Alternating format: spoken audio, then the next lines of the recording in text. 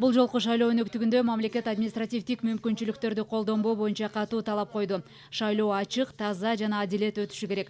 Мындай талаптар менен таза жана акыйкат шайлоо өткөрүү боюнча Келечекке жол улуттук долбоорунун жетекчиси Турсунбек Акун бир катар облустарды кыдырып, эл менен жолугушуп келди. Акундун айтымында мамлекет башчынын ачык шайлоо өткөрүүгө карата жасаган билдирүүлөрүнөн кийин коомчулук шайлоонун таза өтөөрүнө үмүт артууда.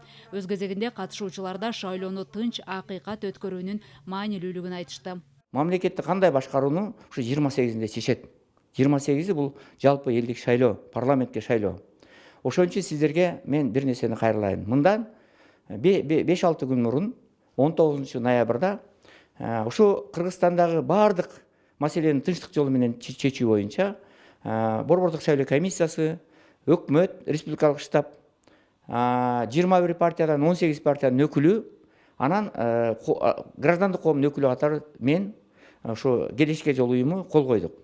Ошол колдо партиялар өзүнүн ушу эч кандай туура эмес чакырыктарды кылбайбыз, жаман иштерге барбайбыз, мамлекеттин кызыкчылыгын биринчи орунга коебуз. Эгерде мындай утулуп калсак ошого моюн сунабыз, уткандарды куттуктайбыз деген маанилде милдеттенмелерди алышты.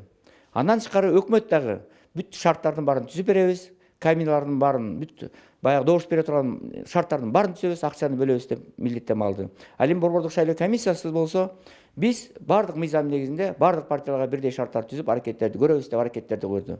Ал эми биз граждандык коомдун атынан Келечекке жол уюму ушул кабыл алган келишимдин аткарылышын көзөмөлдөйбүз деп чечим кабыл алдык. Мына Кудай буйрса шайлоо 2 күн калды, 3 күн калды. Мына ушул шайлоого баарыңыздар келип бериңиздер.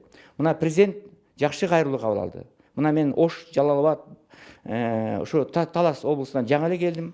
Элдин баардыгы ушул кайрылууну колдоп атышат. Таза акыйкат шайлоо өтүү боюнча, мамлекеттик органдардын баары кийлигишпөө боюнча ушундай бир жакшы элдин баары көтөрүлүп калды. Мен ойлойм бул мамлекет башчынын айланасына баш ийип, анан ушу шайлоону таза акыйкат өткөрүп алуу боюнча бүт элдин бир чоң демилгеси болот. Бир дүйнөгө көргөзөлчү, бир таза шайлоо өтсүн деп. Анан эң негизгиси келип бериңиздер. Анан келип кимге саласыңар өзүңөр билесиңер, бирок шайлоого катышып бериңиздер. Анан эң негизгиси добушуңарды сатпаңыздар. Анткени добушты сатпай, баарыңыздар шайлоого активдүү катышып берсеңиздер, Кыргызстандын келечегин силер 5 жылга аныктаган болосуздар.